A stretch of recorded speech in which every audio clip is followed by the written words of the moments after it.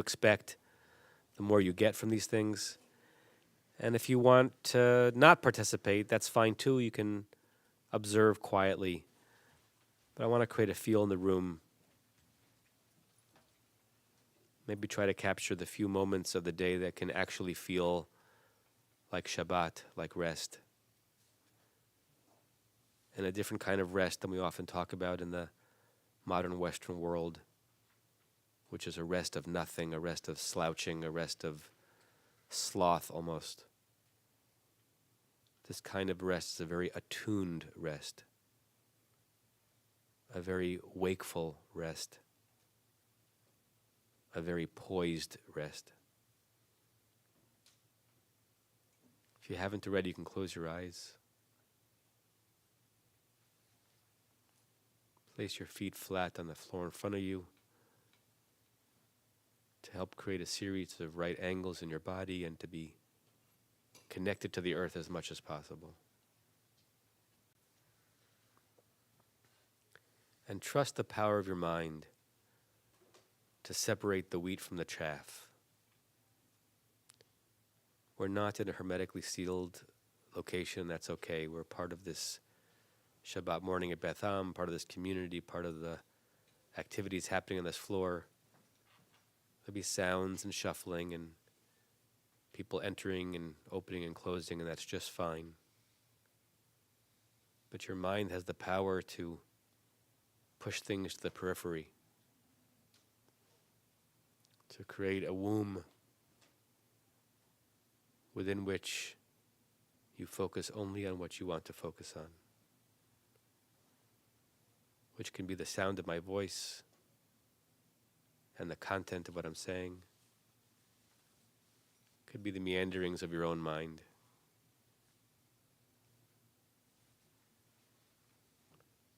If you find your mind wandering and you prefer not to, focus on your breathing in through the nose, if you're not congested like I am, and then out through the mouth.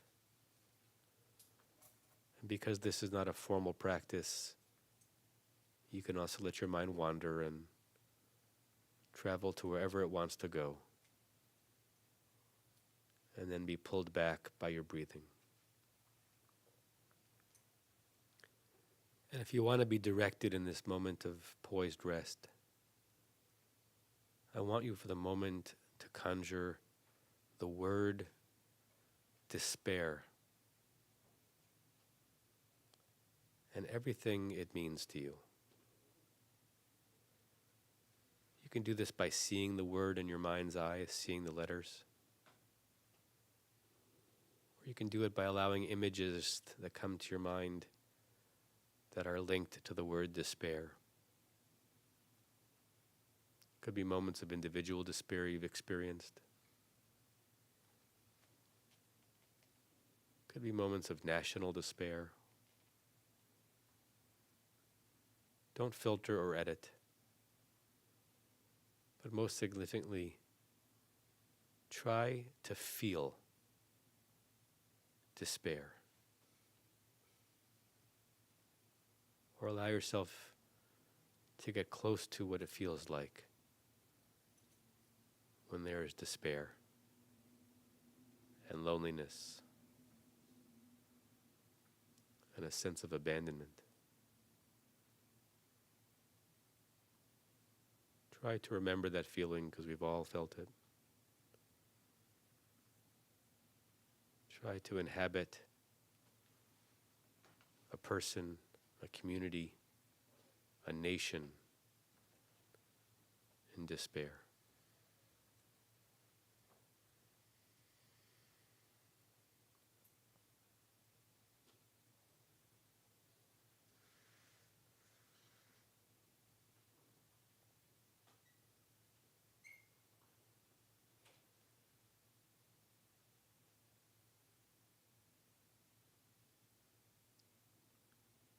You may feel heavy or sad, brought low. It might be overpowering, something you want to shed from you as soon as you feel it. Just allow it to be on you for a few more moments.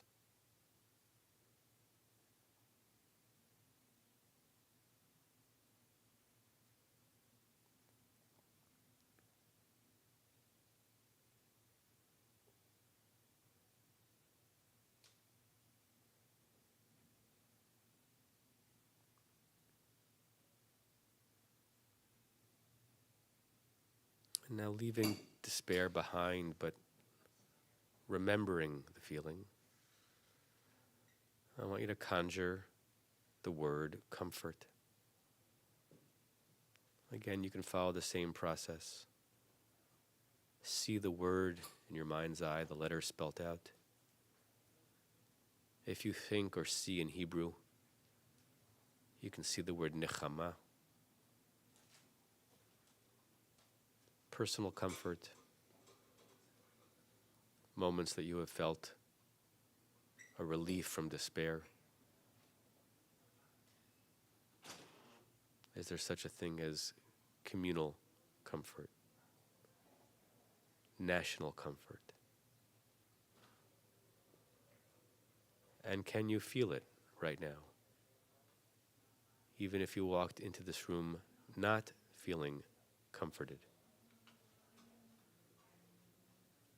Can you get comfort into your mind and into your body? Can you feel lighter, relieved, less alone, taken care of, on the way to being okay?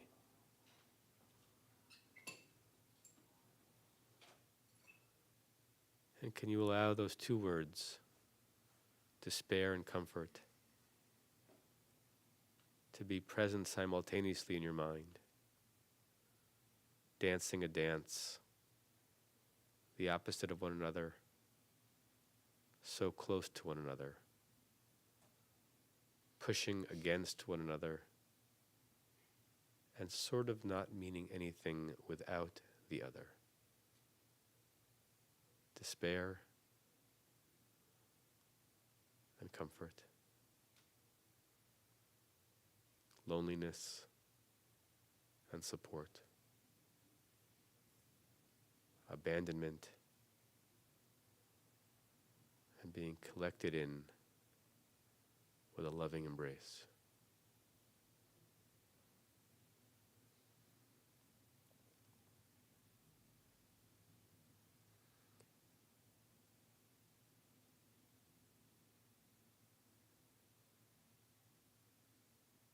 When you're ready, you can open your eyes and your mind.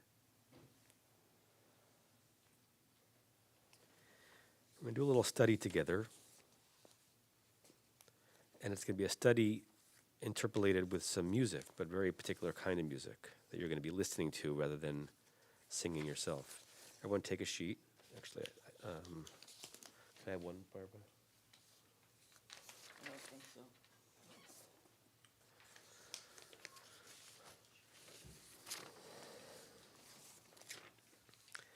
And wherever your mind went during that, this is the hazards of Cafe TBA. I'm dipping my seat into coffee. It's gonna, I think the tradition is, and then you suck the seat, right? That's how this operates. Okay.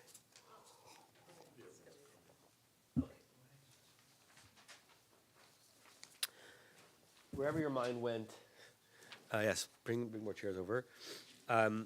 I wanted to set up this paradigm, this kind of dyad between despair and comfort in our mind, because we think things and we feel things, and sometimes they're the same thing and sometimes they're very different. And so I like to seed an intellectual process that we're going to do for a few minutes, right? Not hardcore, but an intellectual process. Were there not enough sheets? A few? Okay. Nico, you want? Again, I always love underestimating how many people are going to show up something.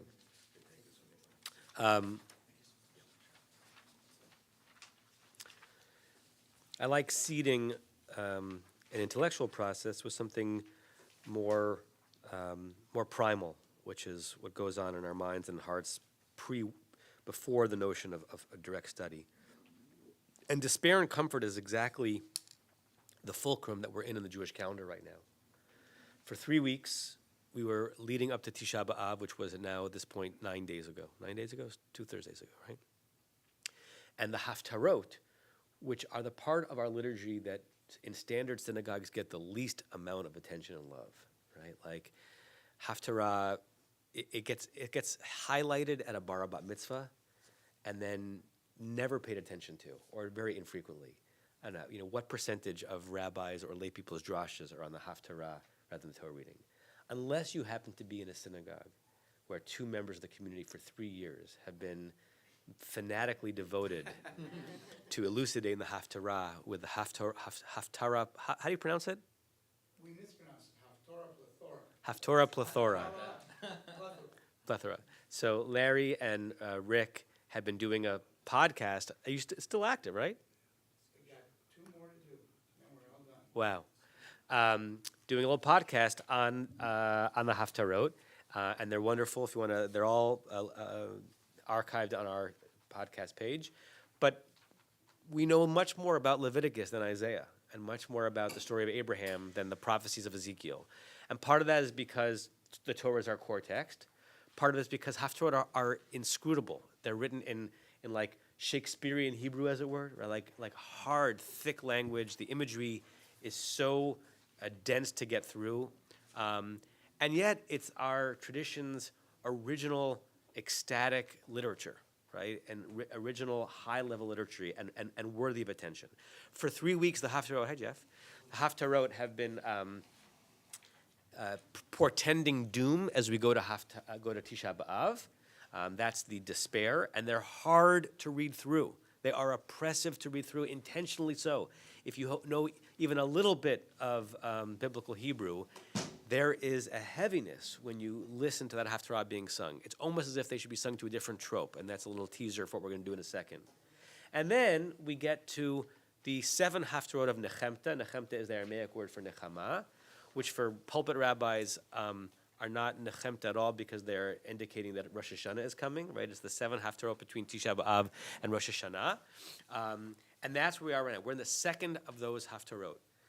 Those Haftarot of Nechama, of comfort, have a tinge of the hard stuff in them because they make reference to the sins of Israel that caused the destruction according to biblical theology. But they also reference the notion of God collecting us in and bringing comfort to us. Matt, do you want a sheet? Can someone on the circle share, or do you have an extra one? Okay. Yeah, you can join, Matt.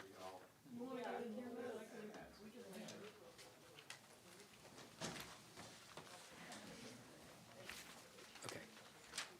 Does anybody else need a sheet? I have a phone. Okay. So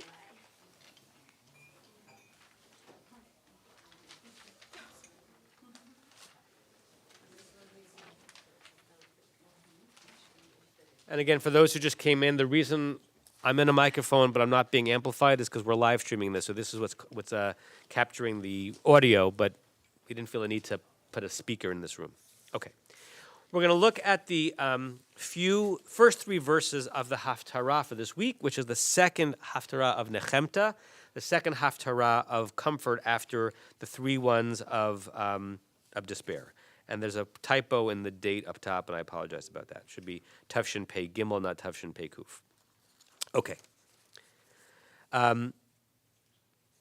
Vatomer Tzion Azavani Adonai. Zion has said, God has forsaken me. God has left me.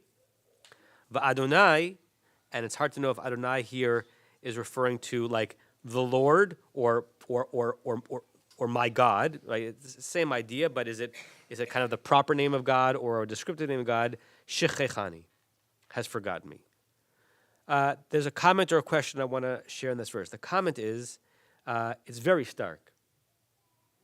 Any time a person or a nation can say of someone or something that they have forsaken me, there's almost no lower pit you can get into, right? Those with Christological expertise know that this is a version of what the Gospels say Jesus said on the cross, right? God, God, Father, Father, why have you forsaken me? To be forsaken is different than being left behind, right? The root azav, zayin bet, is a very harsh, awful, painful verb. It's different than just to leave. It means to abandon. We're going to say in the Shema Kolenu on the high holidays coming up,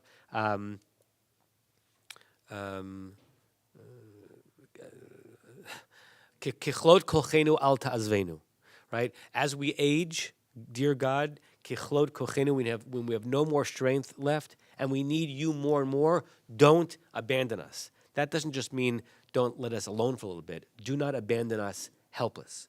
So this is Zion being personified as a person who's saying that God has abandoned me. And then the question, what, aside just from poetic redundancy, which sometimes the text does, what might be the impact of the double image? God has abandoned me, God has forgotten me. And I know this could be clunky, but if you're speaking, I want to send the microphone around because that's the only way the people who are watching this podcast on the live stream will hear it. So first one to speak, grab the mic, that mic, so that you can be heard, even though it's not being amplified. What's the significance? Why double this? And what's the distinction, or what is added on to the image when we say that not only has God forsaken me, God has forgotten me? Yeah, grab it.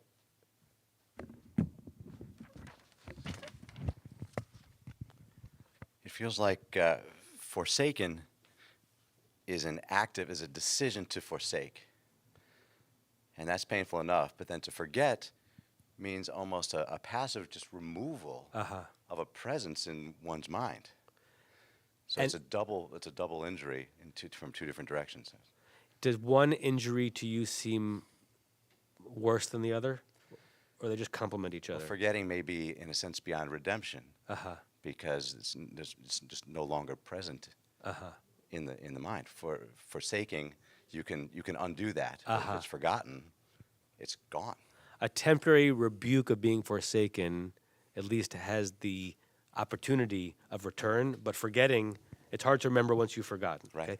Remember that as we study the source on the next page. Anyone else? Initial reactions to this doubling of forsaking and rebuking and forgetting? Well, I think it's just a question of massive emphasis. There's just, if you just say, I was forgotten, that's mild. If you're forsaken, that's mild. But if you can put them together, it's just major emphasis. Good. So it may just be redundancy for the sake of emphasis and not necessarily adding a different valence to the experience. Let's leave that there. It's very evocative, by the way, of the imagery in the opening of Echad, which is read on Tisha B'Av, right? Lamentations. Yeah, please join more. You don't have to, but please join. We'll constantly grow the circle. Where Echad begins that Jerusalem, Badad Yoshevet, that the city is alone and bereft, right? So it makes sense that some of the haftarot that are going to heal the wound of Tisha B'Av incorporates the loneliness of what Jerusalem felt. Okay, next verse. Hatishkach isha ula. Could a woman ever forget her baby? Rhetorical question, the answer to which would be no. Merechem ben bitna, from the womb, right, her own child from her womb. Gam eila tishkachna, the prophet Isaiah here takes what is an obvious rhetorical question and almost reads it as if it's not rhetorical, even if they were to. You can't imagine a human mother forgetting her baby, but even if she were to, maybe just too hard to be a parent in the situation. Va'anochi lo eshkachecha. Eshkachech. I, God, would not. So a human mother, God forbid, might be in a situation where she might reject entirely that which was brought up in her womb. Not I, God says, right? Divine rebuke and retribution might seem more painful than human, but divine love is eternal. This bond lasts forever. So already by the second verse of the Haftarah, we're in the Nechemta part, right? The first verse was remembering the despair. By the second verse, imagine if you're an Israelite hearing this in the 8th century BCE from a prophet Isaiah that you may or may not believe speaks in God's name. You're like, oh, okay, right? Like I have been rejected by friends and family members, but God will always, always take me back. Okay, that feels better. And then the last verse before we do a little bit of listening, Hein al kapayim chakotich. This is now Isaiah saying God's name. On palms I have engraved you. Meaning God is saying, I have engraved you, God, on my hand, you people on my hands. Chomotayich negdi tamid. Your walls, which I think is evocative of the walls of Jerusalem, are opposite me always. What ritual does the first half of that verse evoke for anybody? That I have engraved you on my hands? Place me as a sign on your hand. Okay, so from Shir HaShirim, right? It's a love notion. What Jewish ritual that many of us engage in does this remind you of? Tefillin, right? So tefillin, we are supposed to put God on our hands, right? And Isaiah is saying that God is saying, you're wearing me, I'm wearing you, right? So there's a lot going on in these three verses. And now let's add music to study. I don't know if you all met Nico. Nico is our new intern for this year, just back from Israel, right? Just back from Israel, right? Yeah. Starting his 4th year at Ziegler. And Nico is going to sing the opening lines of the Haftarah, the first ones that we just read, plus a few more. I'm not having you have chumashim in front of you. You can if you want, but I want this to be auditory, to hear what these verses sound like now that we have entered into them a little bit. Again, he's going to go a little bit past what we just read. ותאמר זיון עזבן ירומי, ואדוני שכחני, התשכח אישה עולה, מרחם בית ביתנה, המלך תשכחנה, וכי לא אשכחך. הן על כפיים חכותיך, ומותייך נגדי תמיד, ירו בנייך, ורסייך מהרווייך ממך יצאו, צי סביב עינייך ורי, כולם נקבצו באו לך, חייר אני הנאום ארוני, כי כולם כדי תלבשי, ותקשרים ככלה, כי הורבותייך ושומותייך, בארץ הריסותך, כי אתה תסרים יושב, ורחקו מבעלייך, עוד יאמרו באוזנייך, בני שיקולייך, צלי המקום גשלי ושבע, ואמר בלבבך, מי עלה לי את אלה, ואני שכולה בגלמודה, קולה וסורה, ואלה מי גיטל, הן אני נשארתי לבדי, אלה איפה הם. Yasher Koach. You may have heard, again, whatever your Hebrew level is, a lot of ichs, ichs, which are all referring to the second person singular feminine, because Isaiah is addressing these words to a personified feminine Tzion, right? The Jewish people and Jerusalem all kind of turned into one singular feminine identity, an entity, and the words of comfort are being addressed directly to that person. I want to read the rest of the source sheet with you pretty quickly because, again, this could take hours, but I don't want it to.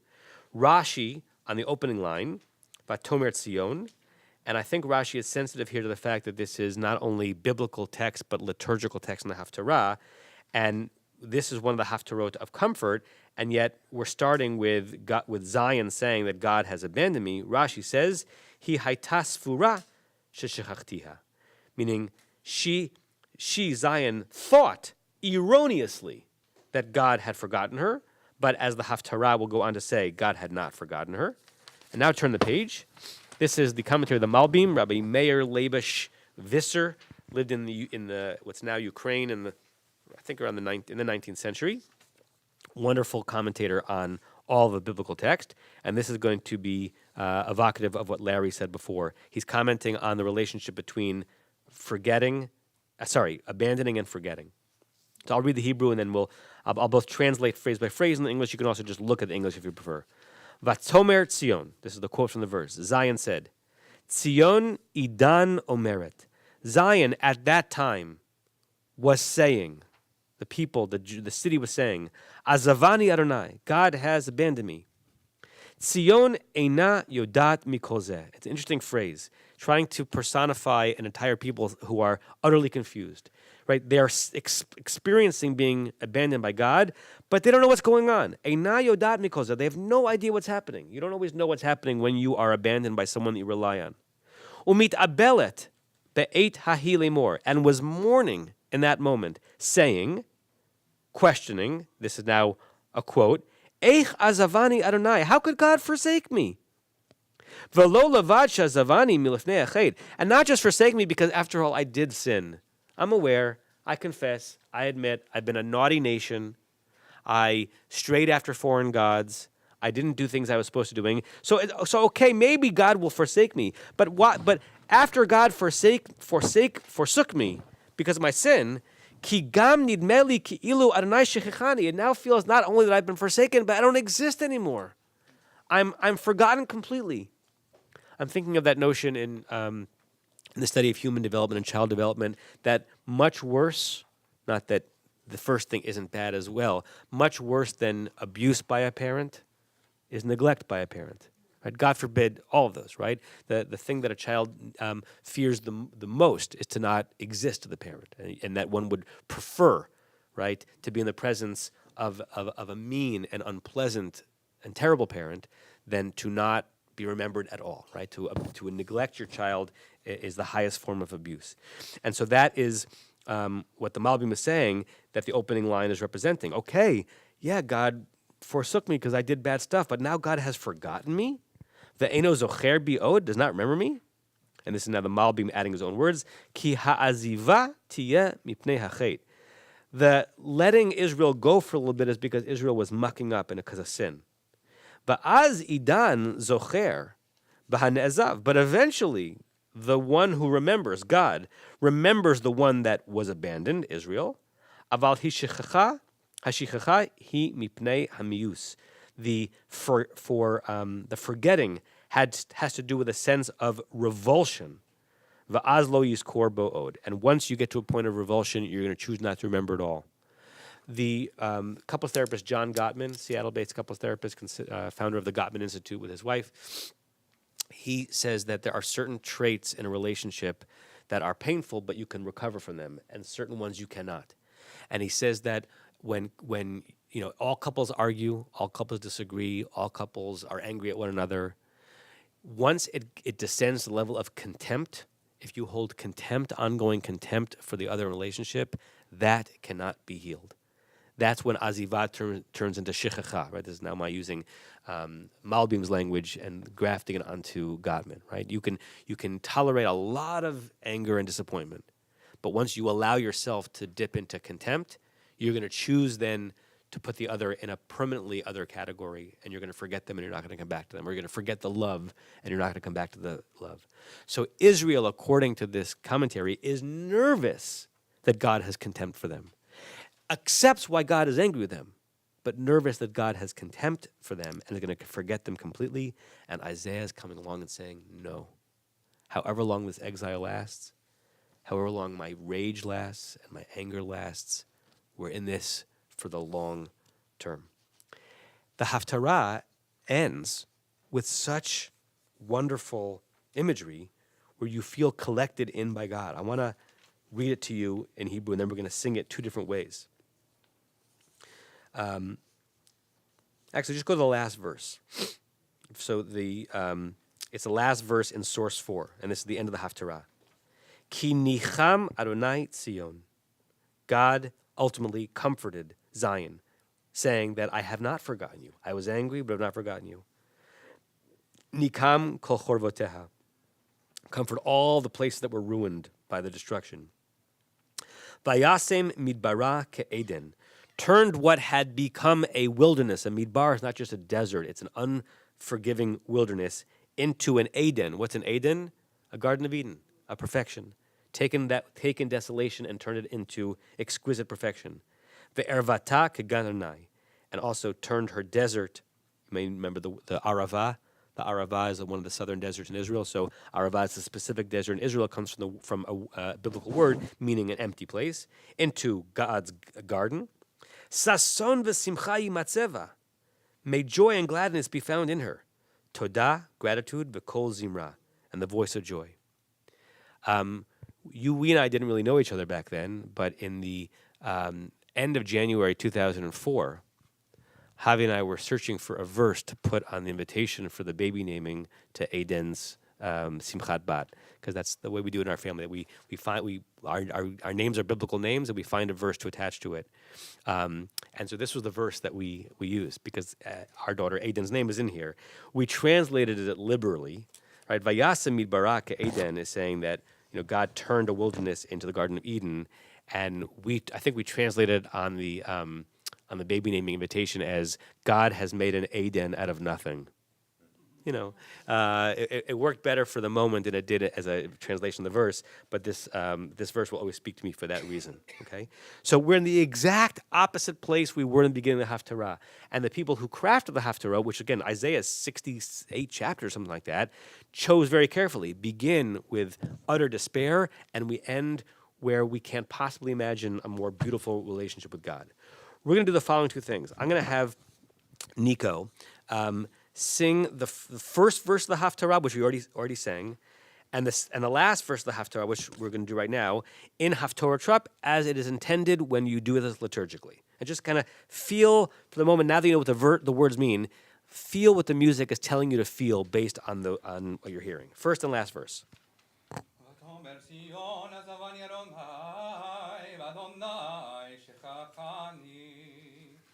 Nicham Adonai Tzion, Nicham kor horvotecha, Yasem Midbarak Eden, Parvata Kagan Adonai, Sason Vesimcha Yimetzeva, Toda Bekol Zimra. What's interesting is the same musical mode for two opposite emotional places that the verses are getting to, but it's how we experience the Haftarah, right? We sing, for the most part, all of our Haftarot to the same trup. Listen to what happens if I switch it around and do something a little bit subversive, as it were. I'm going to sing the first line of the Haftarah to a different trup altogether, and then the last line Haftarah to yet another different trup, and to see how the experience changes. Vatomer Tzion, Hazavani Adonai. Sorry, I messed that up actually. Vatomer Tzion, Hazavani Adonai, Vadonai Shechechani. Sung to what trup? Echa, right? Appropriate. And now, if we sing the last verse to an entirely different trup, sometimes it's hard to switch between them. Ki nicham Adonai Tzion, nicham kol chorvoteha, vayasem midbarak Eden ve'ervata kegan Adonai, sason ve'simcha yimatzeva, toda ve'kol zimra. Right. Esther and Echa are the trups that are most different from one another emotionally and most similar musically, right? Because if you think about the comedy tragedy mask, right? Like laughter and tears are the opposites and close cousins, and laughter and mourning, right? And tears come in both ways. And comedy and tragedy rely on one another, and despair and comfort, as we meditated on, are very similar to one another, and the opposite ends. We don't sing those verses that way, but it would be interesting if we did. Right? It would be interesting if we kind of iodine traced the emotions of a Haftarah and then applied the proper trup to them, right? Because when we sing them all to the Haftarah trup, as Nico did so beautifully, it sort of flattens the contours of what the verses are saying, right? And Purim trup is woohoo, right? It's like very jovial, and I'm in a good mood. God is taking care of me, right? God is redeeming me. And Echa trup is I am abandoned and I am forgotten. So it's an interesting reminder that how we... it's why when we pray, when we put different tunes onto different words, it changes the experience of the prayer. It's not just the words; it's also the music around it.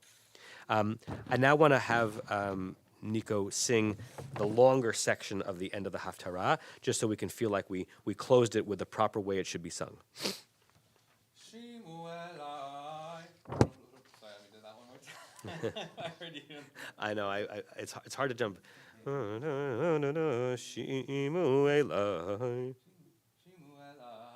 Elai. Rofei Zedek Mevakshei Adonai. Avitu. Habitu el Suri Hutzavtem. Al Makkevet Bornu Kartem. Habitu el Abraham Avichem.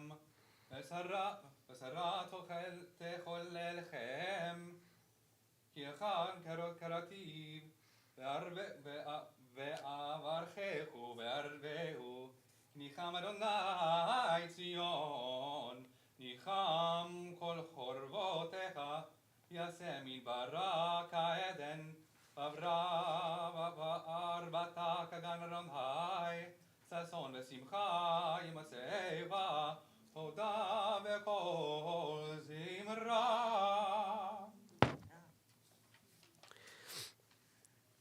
The human experience has not changed in thousands of years. What I mean is our circumstances have, our reality, our buildings, our technology, and our words. But if you were living in Zion in the 8th century BCE, you had fear, and you had love, and you had despair, and you had longing, and you had comfort, the same way that we do. Right? It's hard to imagine their lives without characterizing them. But to them, their lives weren't a caricature. They were as real as our lives are. And it's amazing that we have brought forward a record of what our people experienced and felt in relationship to God and in relationship to one another, and how they mapped the trajectory from being in the lowest place possible to it turning around and feeling like they were as protected as they could be in their relationship with God. And maybe the most significant emotional thing that can happen to the Jew as he or she goes through these 3 weeks into the 7 weeks is not just to remember, yes, our people have suffered and that we rose from the ashes like a phoenix, but that turnarounds are possible, that you can go from despair to comfort pretty quickly, which is sometimes hard to remember in despair, that in the course of a couple of verses of Haftarah, you can be in Echatrap, and then you could be in Megillah by the end. You could fear that not only you're being punished, but you don't exist anymore to the other. And then you could be at the top of the world. And to remember that when we're at the bottom might be the most significant aspect of hope that there is. I want to end with another nigun, and then we're going to just recite a psalm, because it's appropriate after recitation of a psalm to do mourner's kaddish, and this was promised as an opportunity for people to say kaddish, both who are here in person, who might be in mourning, and also those who are following on live stream. So here is the nigun that we'll end with, because I do want to get you back into the sanctuary for Rabbi Shapiro's Josh if you want to hear it. Hi da da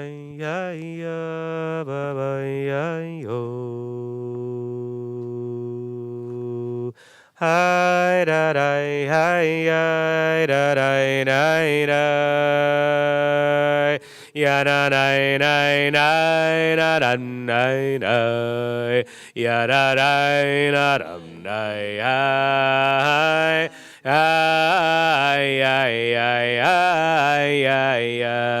again. I know it's complicated.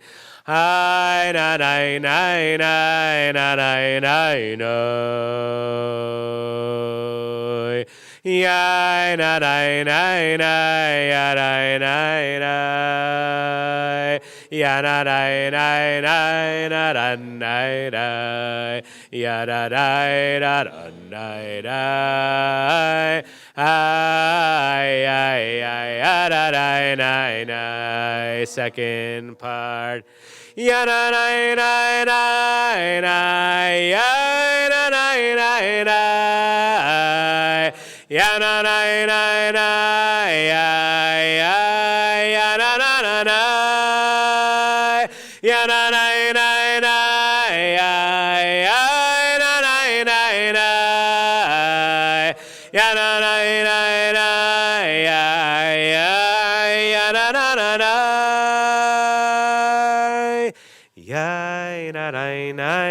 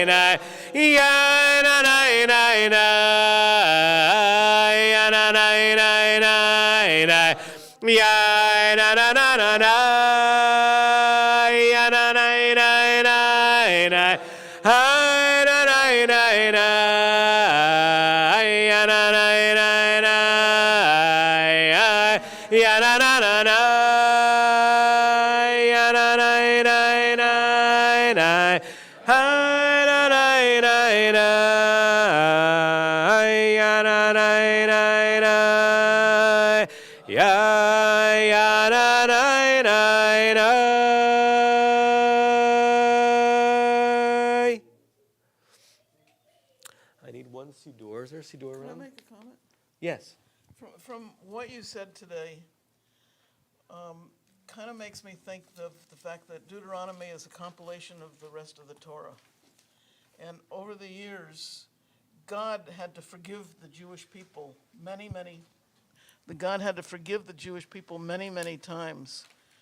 And that's kind of what you talked about today, was God forgiving the Jewish people particularly back in the days of the desert, Yeah. and bringing us to where we are today. Yeah. It gives comfort to know that God will forgive us, even if we do make a mistake. On that note, and thank you, Barbara, I'm going to recite Psalm 30, which is part of Psukei de Zimra, so that we can say Mourner's Kaddish afterwards. Also, because Psalm 30 ends with the same kind of turnaround that we've been speaking about. The last verses of Psalm 30 are, Hafachta mispedi lamacholi, you, God, have turned my mourning into a circle dance. Pitachta saki, you opened up my clothes of avelut. V'tazreini simcha, you girded me with joy. So the verse, that this psalm is talking about a personal grief and redemption rather than a national one, but the imagery is the same. So I'm just going to kind of read through it, and then those who want to recite Kaddish can. Mizmor shir Chanukah dabai leDavid aramim charna kidilitani velo simachta oiveli Adonai Elohai shivati lecha batirpaeni Adonai helita min shul nafshi chitani mior divor zamru l'Adonai chasidav Behodu lezecher kodsho ki rega be'apo chaim birtsono, meaning your wrath lasts just a minute, but we have internal life when you God embrace us. Be'erev yalin bechi v'laboker rina, we might be crying at night, but by the morning there is the possibility of joy. V'ani amarti b'shavi balamot leolam Adonai birtzoncha hamarata lari'oz histarta fanecha iti nivhal Elech Adonai ekra v'el Adonai et chanan mabetza bedomi beriti el shachat hayodcha afar hayagid amitecha shema Adonai v'choneni Adonai haya ozer li hahafachta mispedi lemacholi pitachta saki v'ta'azreini simcha leman yizamercha chavo v'lo yidom Adonai Elohai leolam odeka. Kaddish Tom Mourner's Kaddish. Yitgadal v'yitgadash shemei Rabbi v'alma divrach yirutei v'amlich malchutei b'chayechon uvyomechon uv'chayei dechol beit Yisrael ba'agala uvizman kari v'imru amen. Yehi shemei Rabba mevorach leolam leomel maya. Yitbarach v'yishtabach v'yitpa'ar v'yitromam v'yitnaseh v'yithadar v'yitaleh v'yitalal shemei dekudesha brichu le'ela min kol birchata v'shirata tushbechata v'nechamata ta'amiran be'alma v'imru amen. Yehi shlama rabba min shemaya v'chaim aleinu v'al kol Yisrael v'imru amen. Oseh shalom b'mromav hu ya'aseh shalom aleinu v'al kol Yisrael v'imru amen. Thanks for coming to the inaugural Cafe TBA++. Yeshkoach to Nico for his laning.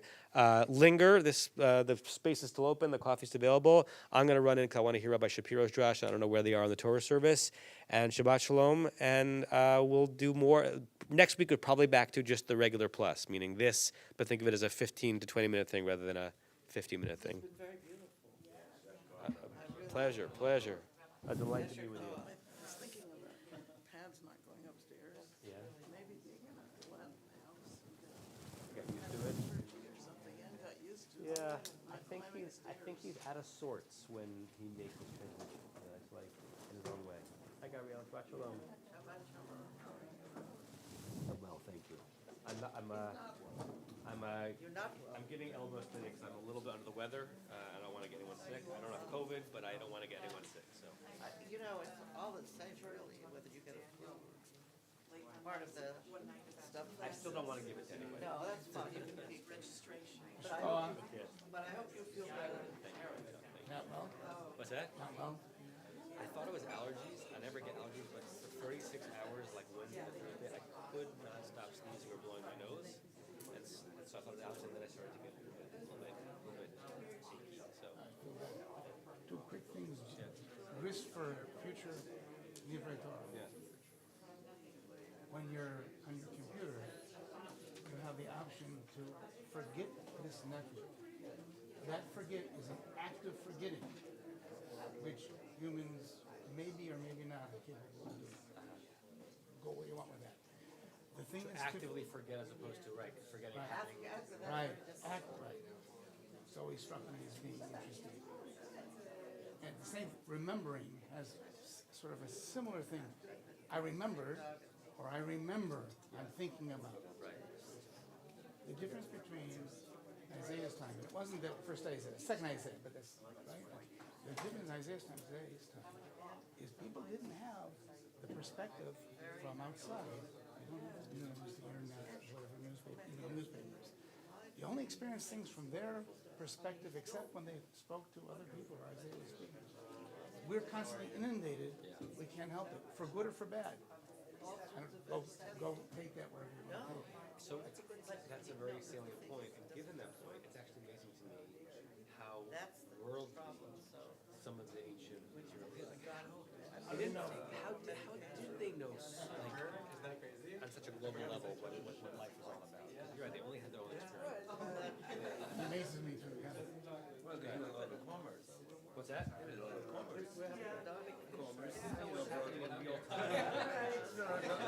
Immediate, but then commerce,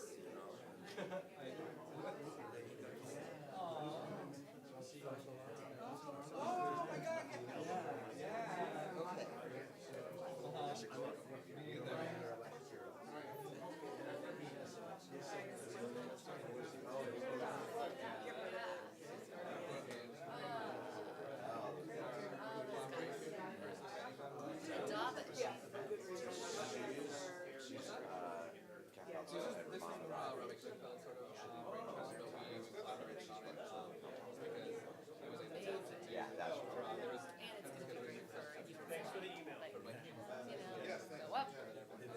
Yeah.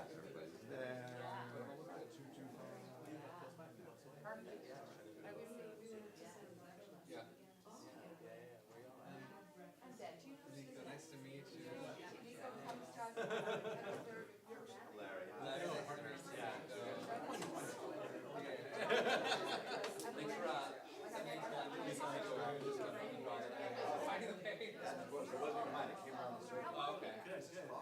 Swiss Miss rules.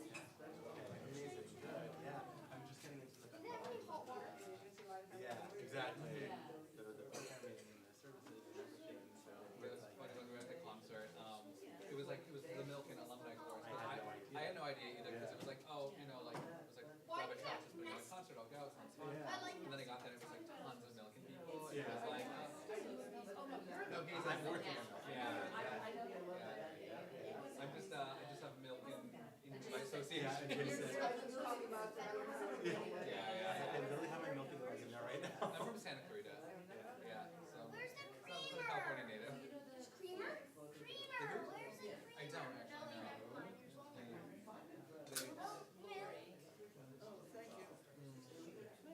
Oh, I see. Okay. I wanted to be here more. Family member that sits on like I should go to Aliyah just like for that. Oh, yeah, send them. Thank you. I'm sure. Yeah. I have some nerves there, but I was saying actually it's funny. I used to like my background was in opera and like I did a couple of like operas when I was still in the Bay, and there's this typical called a comedy audio rule, which basically means like have a couple of small lines here and there, maybe like main here, but it's like a lot of counting. And there's like some of the more challenging roles because it's like when I did Rigoletto and like my line was the very first line of it, and it's this intro of like 8 measures and there are no accents and you really have to count, and if you miss it, you miss it. So there's one time it's really stressful, right? If you miss it, you miss it. And during a performance, the conductor actually cued me correctly, and I just waited and I went, and you know afterwards like the job totally cleaned me wrong. I didn't know because I was like counting like religiously. Plus like have to sit something and like go and sing a bit is like really quite challenging. So this was a nice challenge to do again because it was like when you kind of get to the flow, it becomes easy when it's like okay now do it. It's like all right, let me step it. You know, so it's a fun challenge. Yeah.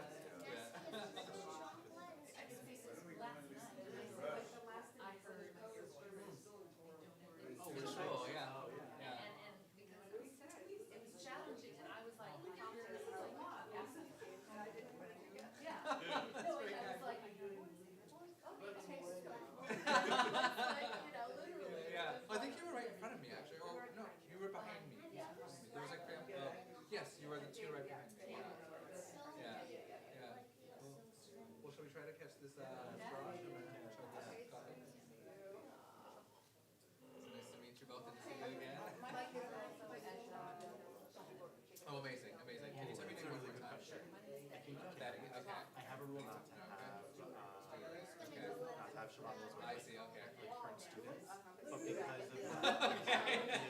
it's different. No one's around. It